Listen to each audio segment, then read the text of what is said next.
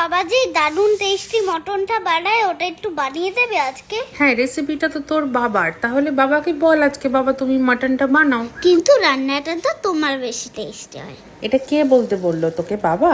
হ্যাঁ, আর বাবা বললো মাকে বল একটু দুধ চা বানাতে। এখন কোনো চাই হবে না, এখন আমি মাটনটাকে ম্যারিনেট করে নিই। মটন কি দিয়ে? টক দই, নুন আর সর্ষের তেল। হ্যাঁ, টক দই, নুন, সর্ষের তেল দিয়ে ভালো করে ম্যারিনেট করে রেখে দেবো আধ ঘন্টা মতো। তাহলে বাবাকে বলে দিন চা করতে পারবে না। হ্যাঁ, যা গিয়ে বল যে নিজে নিজে করে খেতে। ও তাহলে কি তুমি এখন পেঁয়াজ কেটে মশলা বানাবে? হ্যাঁ, পেঁয়াজ কাটা হয়ে গেছে, আদাটা বাটছি, এরপরে রসুন ভালো করে বেটে নিয়ে তাড়াতাড়ি করে রান্নাটা বসাই। একটু পরেই তো বলবি মা টেস্ট করব, আর যখন আসবি একটা জলের বোতল নিয়ে আসবি। মা এত লঙ্কা দিচ্ছ, ঝাল হয়ে যাবে তো। না রে, লঙ্কাগুলো একদম ঝাল না, ওই জন্য একটু বেশি করেই দিলাম। আর কি রসুনের সাথে থেতো করে নিলে? হ্যাঁ, এরপর কড়াইতে ঘি গরম করে জিরে, গোলমরিচ, গরম মশলা, তেজপাতা, জয়িত্রী, শুকনো লঙ্কা ফোড়ন